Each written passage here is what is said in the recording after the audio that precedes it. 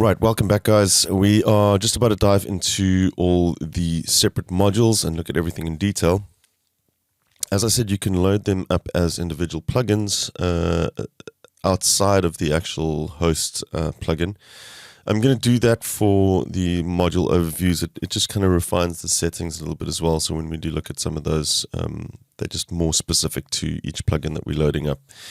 The first thing is that we're going to be looking at is Master Rebalance, which is Ozone 9's kind of voodoo secret weapon. What this does is pretty incredible. It's based on RX7, some of the spectral analysis stuff, or technology that's happening in that. And it's super simple. There's really not a lot to this, but I'm just going to demo this first for you and then discuss what's going on and why this is so great to have. Let's play back the track that we were working on.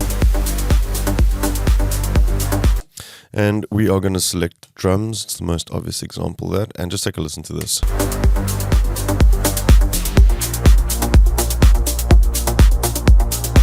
Bypass. And we'll do that in reverse.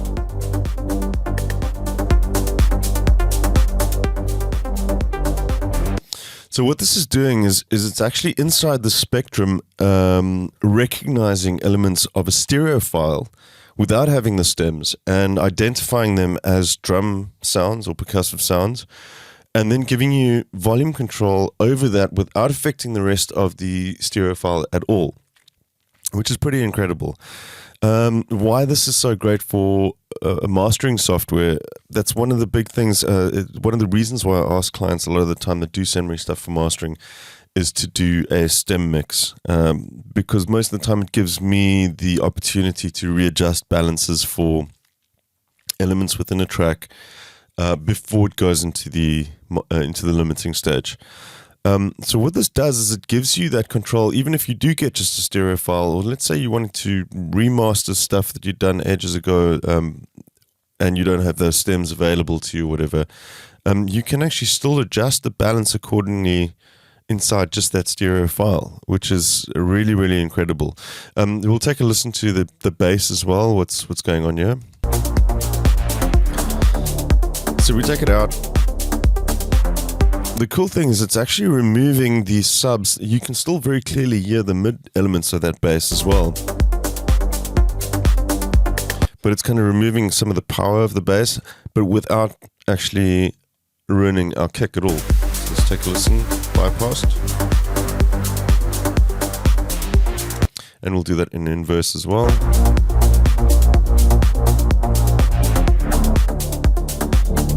And once again, it's adding a ton of sub-content there, but also not adding a ton of sub-content to the kick. The kick is still punchy and remains intact.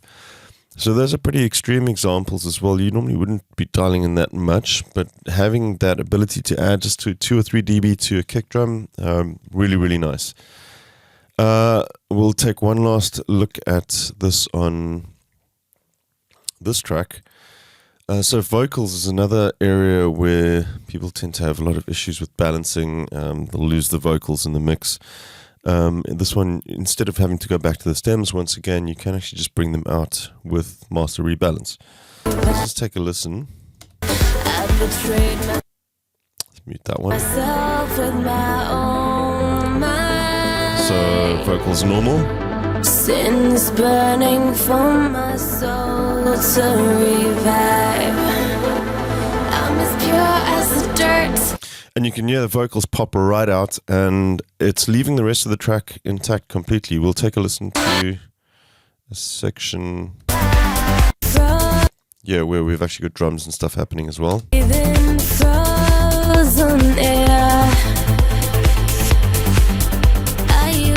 Let pain simmer. And we'll do that in inverse as well.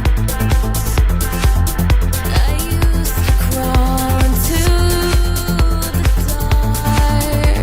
dark. So there you have it. So that is Master Rebalance. So while we're here, this is a fairly simple one to go over as far as the operation is concerned, we're just going to quickly take a look through some of the settings. A lot of these will be similar settings in some of the other plugins as well, so we'll just cover them here now.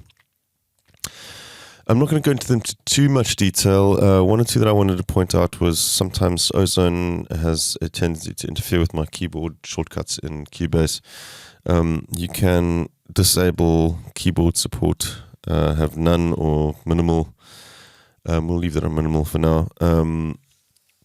These settings will be kind of across the board with all of them, all the plugins, including the sort of host plugin.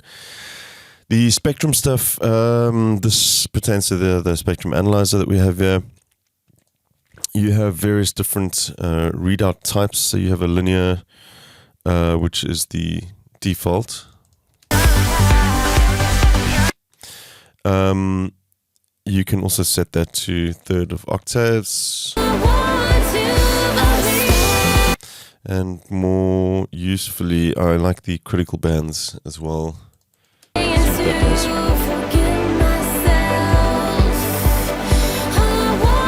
Just nice for pointing out sort of critical areas of a mix. You can see what the levels are like in that area. But we'll go back to having that set to linear. That's where you're going to be using it most of the time. The peak hold time by default, I think this is set to about 5 or 250, and it's disabled. I like having this disabled, and you can maybe 5,000. We'll leave it on infinite for now. What this does is it holds the sort of average peaks over time. So even when you stop your playback and these fade away, you've still got a sort of outline of your maximum peaks in that section that you were listening to, which is pretty handy to have. The window type and window size, these just pertain to how the resolution of the spectrum. I wouldn't worry about that stuff too much. I'm not going to go into details about window types, etc. You can go and read up about that if you want. Again, just average time for the meters, the frequency scale. I wouldn't worry about this stuff too much. We'll just take a quick look at the I/O section as well. Some of these settings were pretty much the same as what we did when we checked this I/O button in the background here. It's also on the sort of parent plugin. You have in I/O meters that you can enable, disable. Detect true peaks is handy to have on. I'm usually not too fussed about ISP when it comes to your limiters and so on. But it's nice to have it on there. Just this will detect intersample peaks at the output. And then again, your metering types, these are accessible from that I/O button as well. Your metering scale. Metering source, stereo, mid-side, and again you have peak hold, which can be enabled on your meters here as well, very much the same way that it works in the spectrum analyzer as well. Yeah, I think that's it for now. So like I said, a lot of these settings will be in the other plugins as well, but as we get to some of the multi-band stuff, you'll see there's some extra settings that we'll discuss that are pertinent to those plugins specifically. Cool. I'll catch you in the next video. We'll move on to some more of the spectral tools in Ozone 9. See you then. Cheers.